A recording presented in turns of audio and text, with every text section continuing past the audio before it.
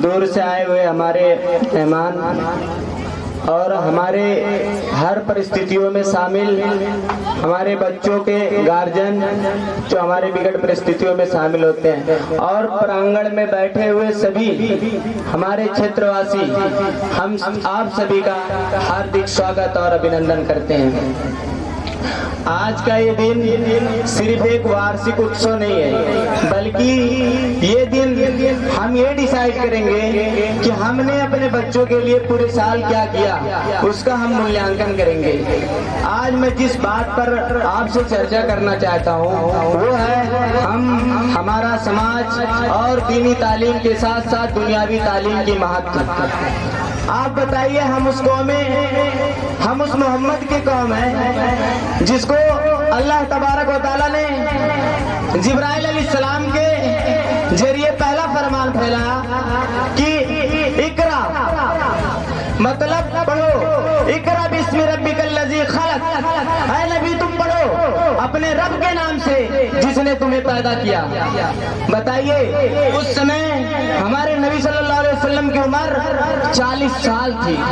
40 साल की उम्र में उनको नबूवत दी गई है। आप बताइए, अगर अल्लाह तबारक व तआला चाहते तो कहते ऐ नबी पढ़ाई वढ़ाई छोड़ो, तुम पहले बुढ़ा गए हो, कम से कम तुम माल और औलाद के बारे में सोच लो। लेकिन नहीं, उन्होंने कहा पढ़ो इकरा, क्योंकि इसकी महत्व ही ऐसा है। जो आदमी पढ़ेगा, डॉक्टर भीमराव रवि अम्बेडकर ने कहा था कि शिक्षा वो शेरनी की दूध है, जब तुम पियोगे तो दहाड़ोगे, अपने अधिकारों के बारे में जान सकते हो, आप क्या गलत है क्या सही है उसका मूल्यांकन कर सकते हो। जब तक आप अपने बच्चों को नहीं पढ़ाओगे तब तक आप कुछ नहीं कर पाओगे। आप बताइए, हमारा समाज कितना आगे बढ़ गया है। आप देखिए एआई टेक्नोलॉजी कितना आगे बढ़ गई है। आप देखिए हर घर में मशीनें काम कर रही हैं। आप अपने घर की मूल्यांकन कीजिए, मसाला पीसने से लेके कपड़ा धुलने तक मशीन आ गया है। ये कौन लेके आया है एजुकेशन? जब तक हम एजुकेट नहीं होंगे, अपने बच्चों को पढ़ाएंगे नहीं, लिखाएंगे नहीं, समझाएंगे नहीं, उन्हें अच्छी आदतें बताएंगे नहीं, तब तक कुछ नहीं होने वाला है। बताइए हमारी कितनी भागीदारी है। आप किसी भी प्रोफेशनल चीज में ले लीजिए, आप हजारों डॉक्टर, आप जाते होंगे नौगढ़ MBBS आपको मिलते होंगे, MD मिलते होंगे। आप अगर 100 डॉक्टर पा जाओगे तो एक दो कहीं मिलेंगे नाम के आपको। आप हजारों पुलिस से मिलिएगा, एक दो कहीं प्रशासन में आपको मिलेगा। क्यों? वो कौम एजुकेशन में पीछे रह गई, जिस कौम का मकसद ही था एजुकेशन और पढ़ाई और लिखाई।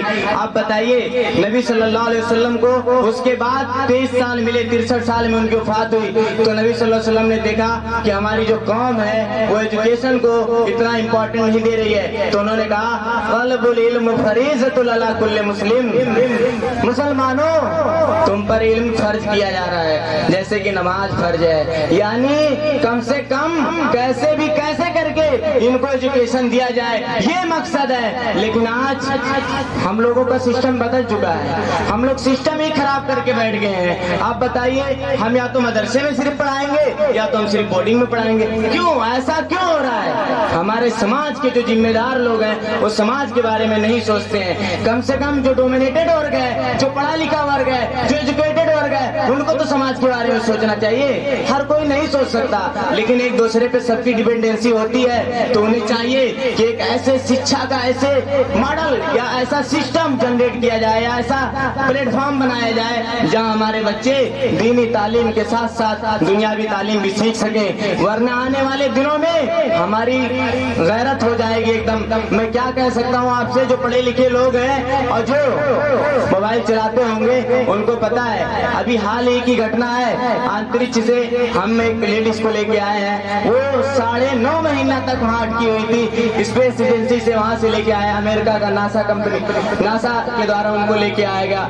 अब मैं अगर यही बात किसी गांव में जाके कहूंगा तो कोई विश्वास नहीं करेगा, क्योंकि एजुकेशन है ही नहीं है, कोई एजुकेट नहीं है कि भाई आसमान से हमने एक आदमी को ले आया, वो 9.5 महीना वहाँ अटके हुए थे, तो कोई नहीं मानने वाला है। लेकिन जो पढ़े लिखे लोग हैं, जो शिक्षित हैं, वो समझेंगे इस बात को कि हाँ हाँ ये बंदा सही कह रहा है, ये बात सही है।